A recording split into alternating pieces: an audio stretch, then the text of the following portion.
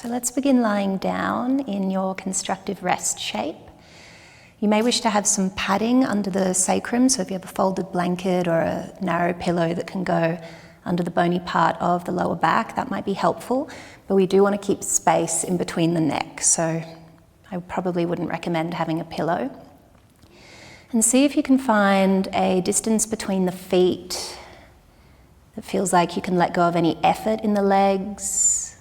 Seeing if you can line up the feet roughly with the sit bones or the hip bones. And the first thing we're going to do is just drop into the breath. So if it helps you to close the eyes to come inwards, go ahead and do that. Feeling the breath move through the body.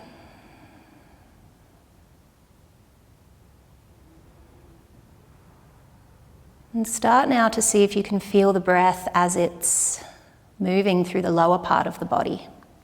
Noticing the abdomen rise and fall if that's there. And if you do find that the breath is mostly up in the top part of the body, see what you can do to invite it gently further down.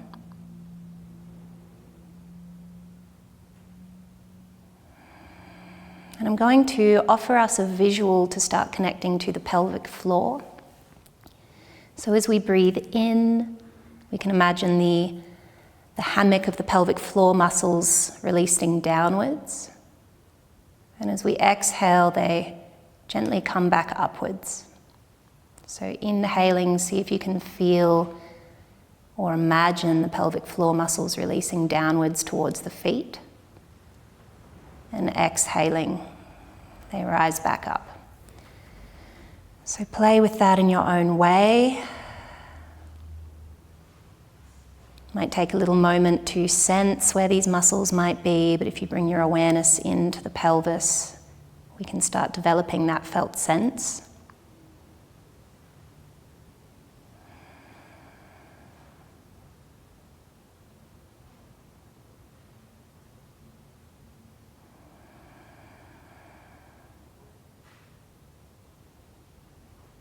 It may help to consciously actually release those muscles if that feels available to you.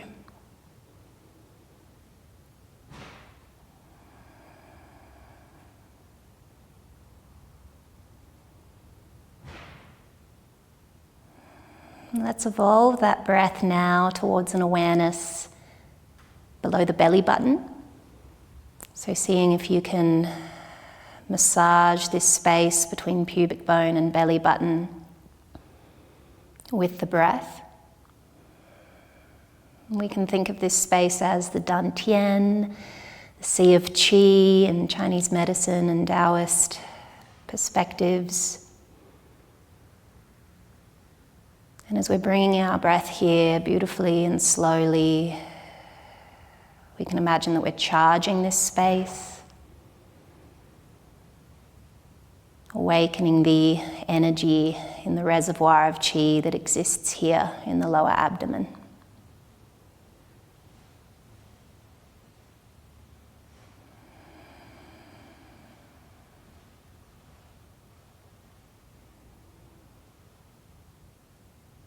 One more beautiful breath into the lower abdomen. And as you exhale, perhaps the belly button sinks towards the spine. And releasing any intention with the breath, switch everything off.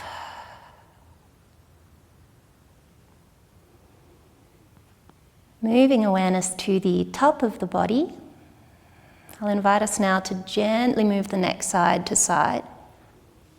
You might sync this up with the breath, see what feels natural, but do stay aware if the breath catches at any point. In any of these movements, does the breath stop? Do you hold the breath? And if so, we can invite the breath back into the process, allowing it to flow.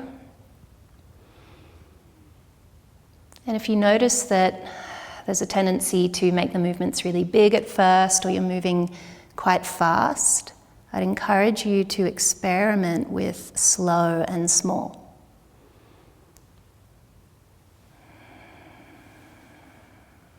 when our movement patterns become really habituated and therefore easily accessible, they become automatic. They get relegated to the unconscious part of the brain, so we have less conscious influence over them.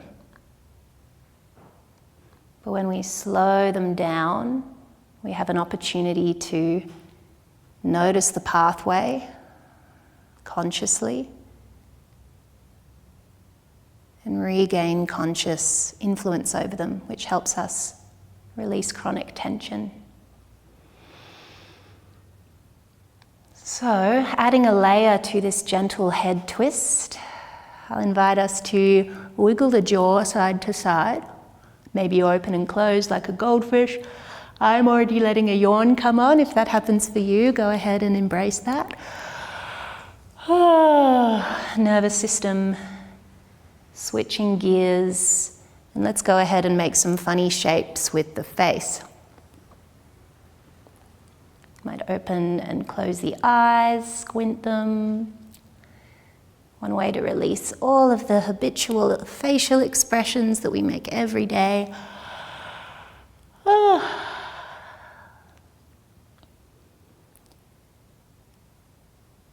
And as you continue to rock the head side to side, experiment with bringing the knees in the opposite direction. So we're starting to bring in a spinal twist. Sighs out the mouth are welcome if that feels supportive.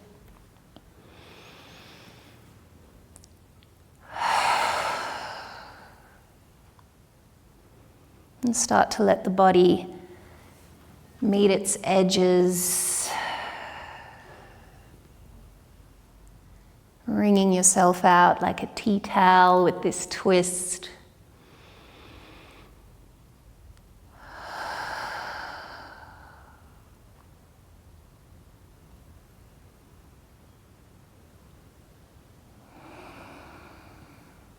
Let's hug the knees into the chest briefly. You might bring in some little hip circles or roll around, giving the sacrum a massage on the floor. Whatever movements feel good here, go ahead and do that. And then we'll find ourselves back in our constructive rest, placing the feet where they feel like they can release their effort. And taking a moment to notice how you feel dropping in.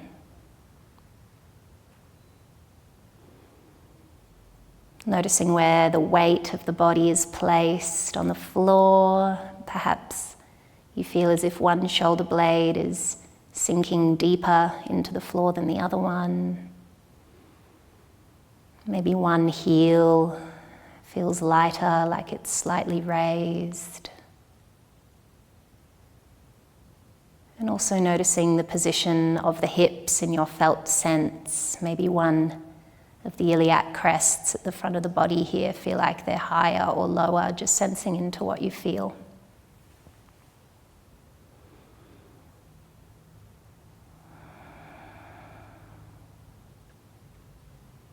Beautiful. So our next move is going to be the pelvic clock from the Feldenkrais technique. And once again, these movements are really subtle.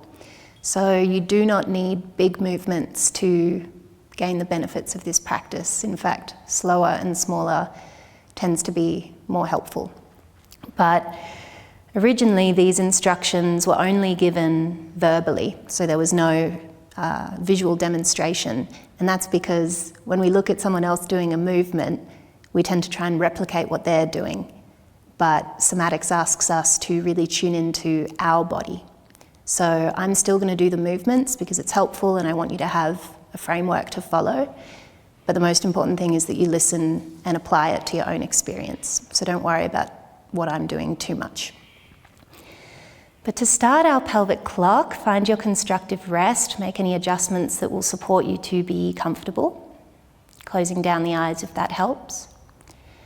And we're going to imagine a clock, the face of a clock in our pelvis. So the face of the clock is looking upwards, just as our face is. And we're imagining the numbers on our clock. So 12 is going to correspond with the sacrum, so the bony part of the lower back there. 6 o'clock is going to correspond with the tailbone, the very end of the spine, where our tail would be if it kept going. And I'm going to invite us now to move the pelvis, rock the pelvis gently between 6 and 12. And go really slowly at the pace of presence so that you can feel every little part of this movement. And tuning into how the other parts of the body respond to this simple rocking back and forth between 12 and 6. Notice if the jaw is clenching. If you've got stress eyes or a frown in the forehead, can you let them drain away? Notice if your breath stops, inviting it back in. And notice if the movement is located just down at the pelvis when you rock between 6 and 12, or if you feel the movement rippling up through the rib cage, as well as the neck and the head.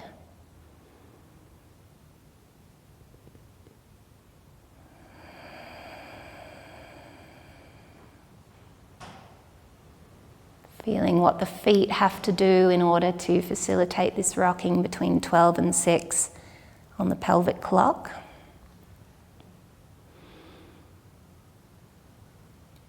And as you're ready, you can return the pelvis to neutral, letting everything switch off. Noticing how you feel, any temperature changes. Maybe you feel a bit looser, maybe it's awakened a little bit of an ache as you start to churn any spots of tension.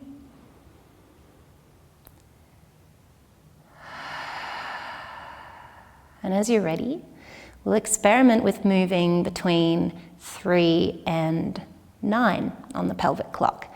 And this can feel a little bit trickier, maybe not for everyone, but definitely for my soma, for my body.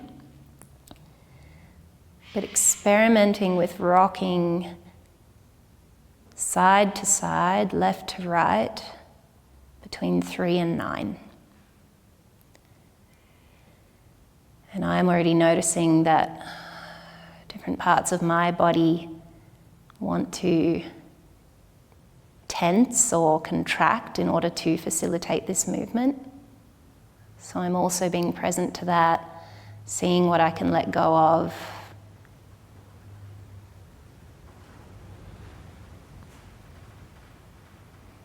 Moving at the pace of presence between 3 and 9.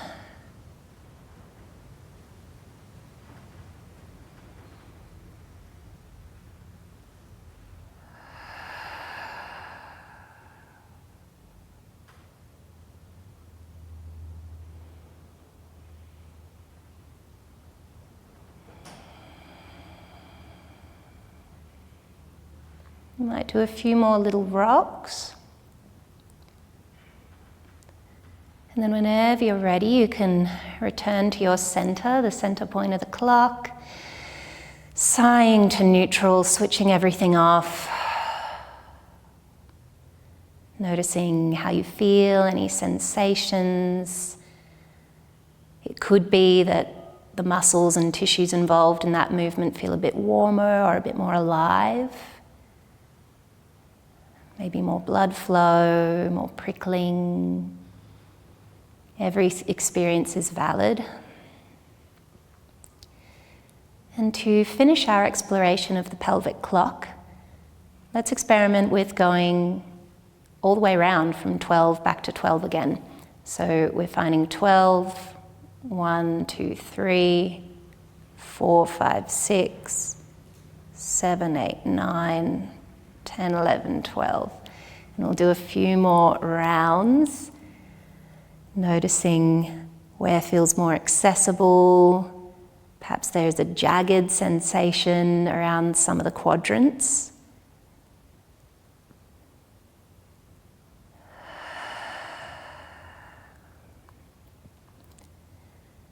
And if you do find any jagged quadrants, you're more than welcome to iron out those quadrants by repeating those pathways. If the jagged quadrant is 12 to 3, for example, you could go 12, 1, 2, 3, 3, 2, 1, 12.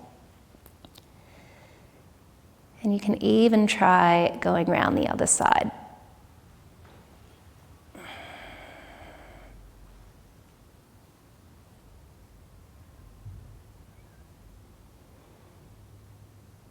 Getting to know the full range of the pelvic clock, awakening all these little muscles, stabilizing muscles that we can relegate to the unconscious mind. And we're kind of going and checking in on all of them and waking them up a little bit. In your own time, when you're ready, find your way back to neutral, letting everything melt. Notice how you feel, sensing into the left hemisphere of the pelvis, noticing what you notice here.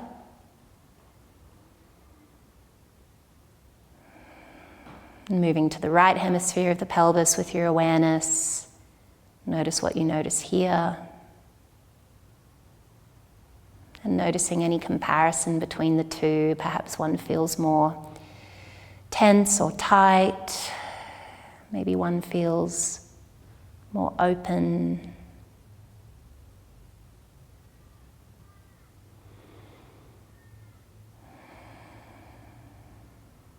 And as you're ready, let's extend those legs wide. And we're just going to practice going between 3 and 9 from this angle so you can make this movement a little bit bigger. And the visual I'll offer is like you have sand in your pelvis, or you're mining for gold with your gold pan, and you're shuffling the sand left to right. Might bring in the feet. And then bringing it to stillness eventually, letting everything flop.